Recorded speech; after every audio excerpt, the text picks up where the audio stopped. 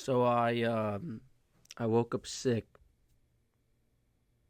a couple days ago. I've been sick for a couple days, and I almost consider not even recording this podcast if I'm being 100% honest. But I decided, you know what? I did set this goal, right, to post one every week, and the time that I usually post it is 12. It's now 2:40 on the same day that I post it.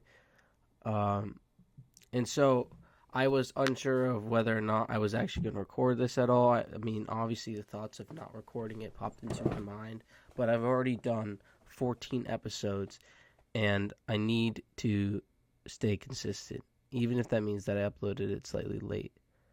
All right, because on weeks like these where I'm not feeling 100%, where things aren't going, I can't be giving up and giving in. And I got to be honest, I was doing that, all right, because I set a goal this month not to eat sugar. And yesterday, I just gave in. I ate sugar because I really wanted to. And I also gave in. I just watched Netflix the whole day, even though I had a long list of things I wanted to get done that day. And I find myself doing this a lot when I get sick, is giving in to my impulses, giving in to just doing nothing. And I'm having a hard time figuring out how to balance the difference between how do you know when an obstacle is meant to make you better versus it being something trying to keep you on track, right? Like, let me give an example. So my friends asked to go out, right? There's resistance in me because some parts of me don't want to because I know I might regret it. But I know on the other hand, other side of it, it could be a good social experience. I could meet someone I really like. I could have a good time. It could be a fun experience.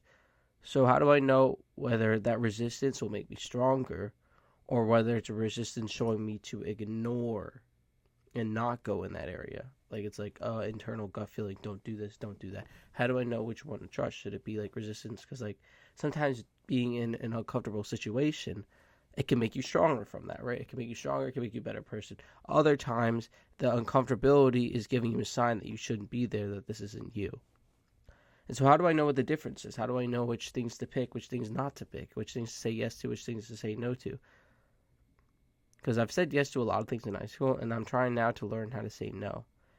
And I get this feedback that's sort of, I would say, negative or contrary to what I think from other people, from my friends. So, like, they're really trying to, and I tried to explain my opinion, and I don't think they really understood.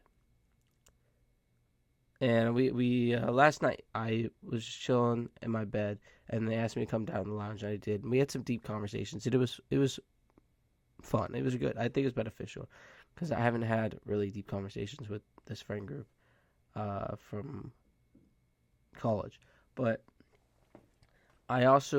we stayed up really late, and I woke up at like 11 something, and now it's almost 3 o'clock, and I have a bunch of work I got to do.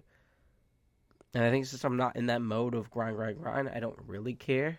And I probably would have wasted the rest of the day if I didn't turn this camera on right now and just record this podcast.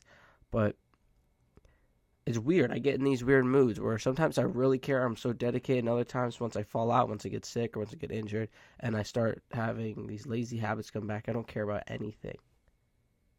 And it's so interesting how it could be both of those polar opposites. And I don't know, like, that's weird to me because when I'm in it, I really care. And then when I'm not in it, when I get out of it, I don't care at all. And I really thought there'd be like a part of me that would want to keep grinding, want to keep working. But when I'm sick and stuff, I just want to chill and do nothing. And I don't like that. I don't like that I could be both. Where's the obsession? Where's the drive? I don't understand that. Let me see what else I wanted to say. Because I talked about the obstacles. And I really like, when I get sick, it's just hard for me, why is this doing this? It's just hard for me when I get sick to turn this camera on and record a podcast because my nose is stuffy and I'm not feeling it. And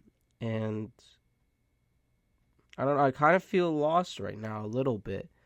Um, I don't know if this was when I'm sick. I actually take a moment to pause because I'm not doing anything. But I feel a little lost right now on my goals, on what I want to do, on my track. Uh, and I'm a little confused. If I'm being 100% honest. Let me figure out how I want to vocalize this. I think my okay, so the semester is almost coming to an end. Second semester of college was pretty quick, almost coming to an end. I would say we're pretty much done. We got like 3 more weeks and then we're done. We got finals coming up. All this culmination of my first year of college.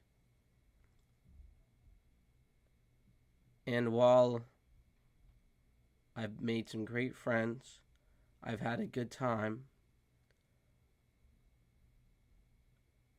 it went too fast. And I think right now, since it's such a deadline-based thing, I'm trying to rush to get a certain amount of work done by the time college is over. And there's so much uncertainty going into the summer. Like, I still need to register for summer classes. I'm not getting a job based off of other issues, so I'm probably going to be doing this podcast, working on the book that I have. And there's so much uncertainty going into the summer that I don't know what to think. I think I'm getting kind of worried because the months are going by, the days are going by, the weeks are going by, and I haven't gotten close to most of the goals I've set this year. And there's going to be a lot more things that come in, knowledgeable setbacks that I know are coming in for certain goals that I have. That's going to make it even harder to achieve them. And I want to find this drive again, this motivation to do the work again that I have. And I'm sure I will find it once I start working out again, once I get a little bit healthier, once this stuffiness in my nose goes away. But it makes me wonder if the goals I have are worth chasing. And that scares me because if they're not, then what are my goals? What do I aspire to be?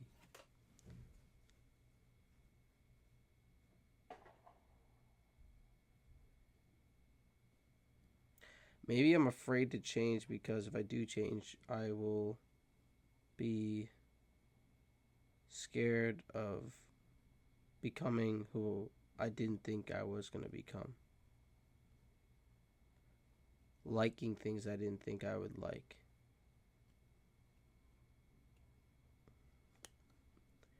And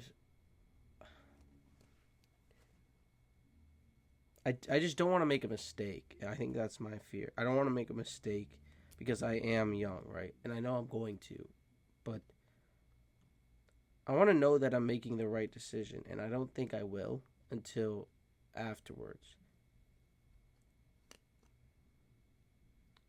Like, is it a good idea to just focus on my goals, maybe don't go out as much in these 4 years of college, and then career-wise be so ahead of everybody else? Or is it better to just do what everybody else is doing in college, have this, as my friends were saying, college experience, and have stories you can tell your kids about the crazy, stupid shit you guys did over the weekends in college, or the things you did late at night with your friends?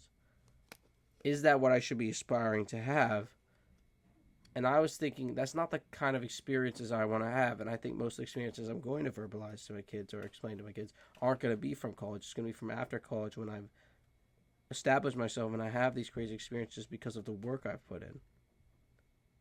Not because of the alcohol we drank or the drugs or whatever the people have done in college. Not because of that. But because of the work I put in, I've gotten to myself to places where I can have crazy experiences. So that's what I'm uncertain about. And also, a big part of the conversation we had last night had to do with relationships and finding like a partner and stuff. And I think uh, I'm not interested in going to parties or bars or something like that because it's not the type of environment that I like socially. And I don't drink. I don't ever want to drink. Um, doesn't appeal to me. And so why would I go to these places in college trying to find someone that doesn't do or align with who I am? So now the question is, where do I find these people? And I think that's a big problem with. I think it's a big problem with our generation is figuring out where to find. Well, there's a couple of problems. I think it's figuring out where to find these people that have aligned interest with you or core values. Maybe not interest, but core values. How do you find someone that has the same core values as you? I think a lot of times with the older generations, it was with church because the core values are generally the same. Maybe you have different interests, but at the core, you guys have or align with each other. And I think that matters more than shared interests or shared activities because if your core values are different or the way you guys, like say for example, we could both be runners, right? But we could have these core values that are so different, um, and it could cause conflict. It's not always a bad thing, so you can change and grow up. But I think that's good for a friendship, bad for a relationship, because constantly arguing, you don't need to have someone have to change your mind every time you go home or hang out with this person. That's not. Sometimes that's not what you need. Sometimes you just need someone to listen to. And I just think that wouldn't work well in a relationship. And so that was a question about. It was hard to find. It's hard to find someone, especially if you don't drink, because I think if you are in the, I don't want to say minority, but if you are in the sector of people that don't do that stuff, that are working on their goals, you're most likely not going out. So then where are you going to find these people if both of you aren't going out? So I don't think there's a place for those people to hang out and meet up because I think people do want the social connection. People do still want to hang out, but really the only activities to do so are at a college campus or like bars or a frat party or something like that.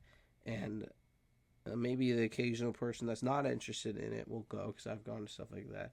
But it's more than likely going to be people that are interested in it that want to do stuff like that are going to go.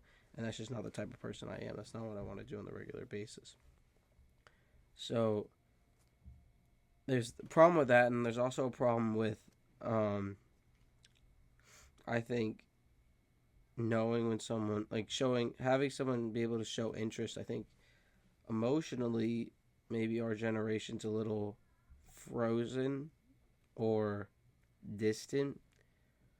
And I don't know, it could be a culmination of factors. I'm just making this up, but it could be a culmination of factors such as COVID, or just being on the internet and having cameras always on you all the time, so you don't have room for making mistakes because anybody can record you.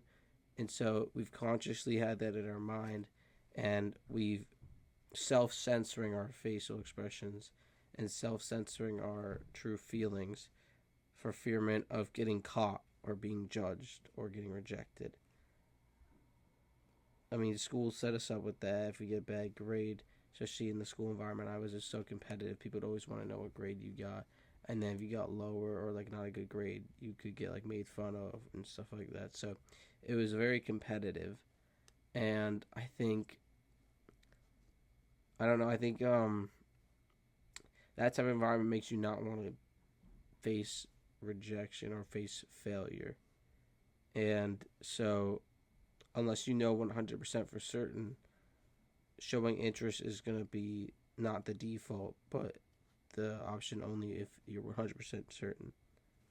And it can be hard to know if someone's interested.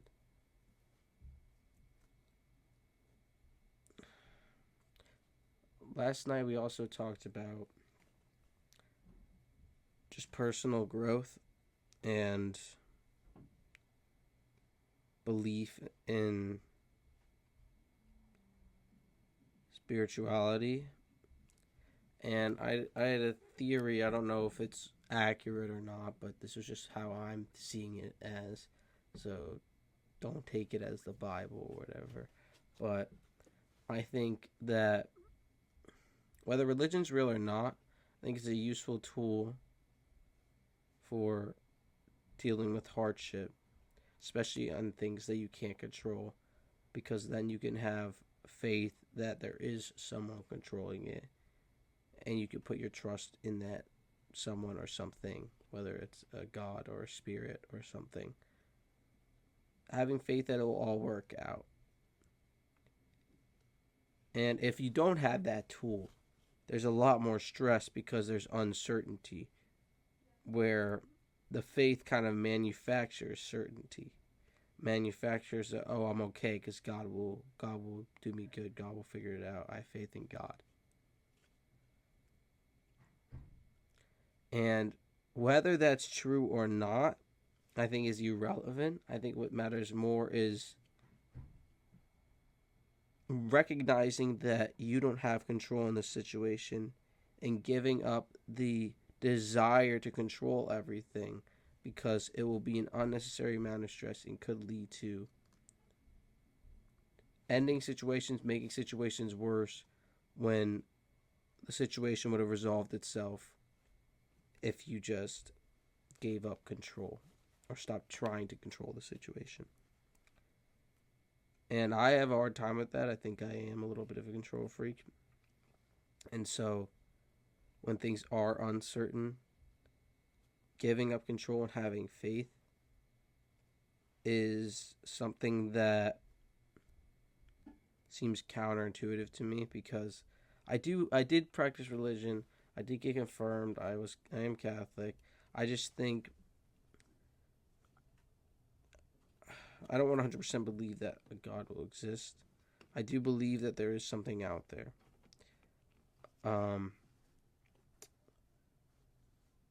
But I don't know if that belief stems from me wanting there to be something out there or me actually believing there's something out there.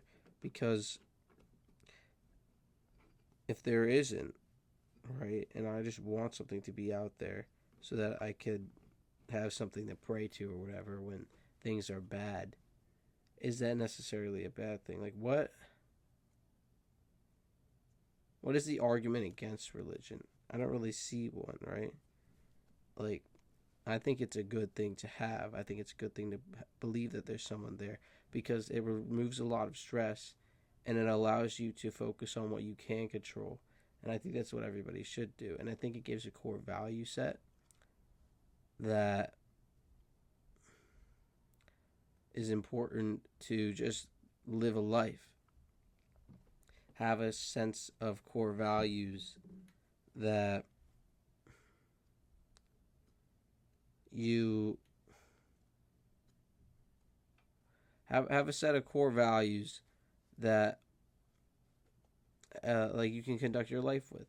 I think a lot of people nowadays are missing that, and their value system is based off of what famous people on social media have, and it's more material. And I think that's what our generation's more focused on, in material outcomes rather than passion or desire to do a job. And while that might not necessarily be a bad thing, I think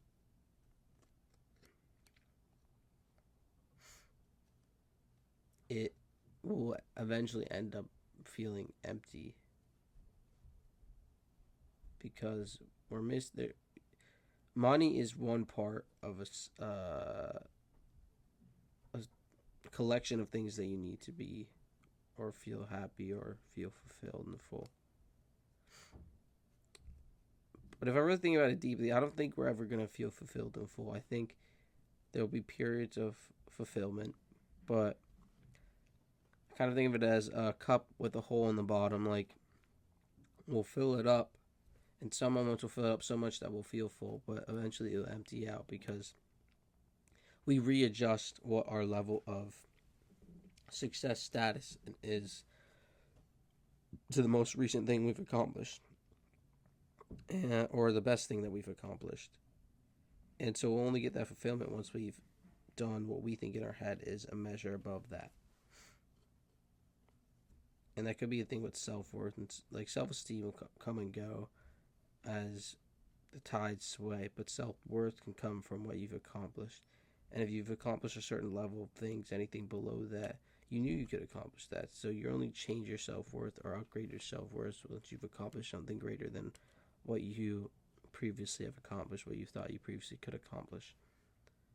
And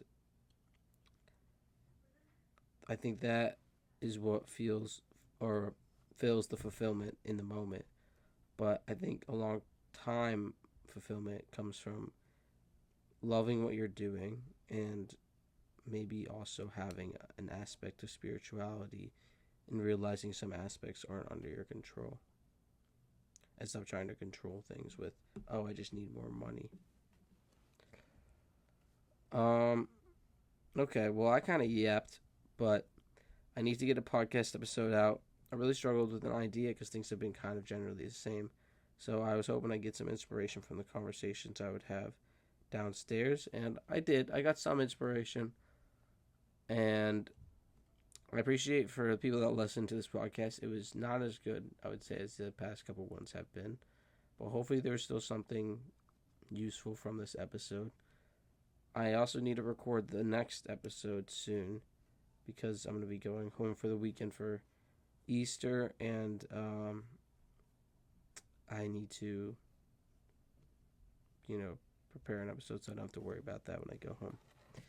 So, thank you for watching. Hopefully this comes out in the next couple of minutes, and I will see you next week. I'm not sure what I'm going to be talking about, but I got to figure that out today. So, goodbye.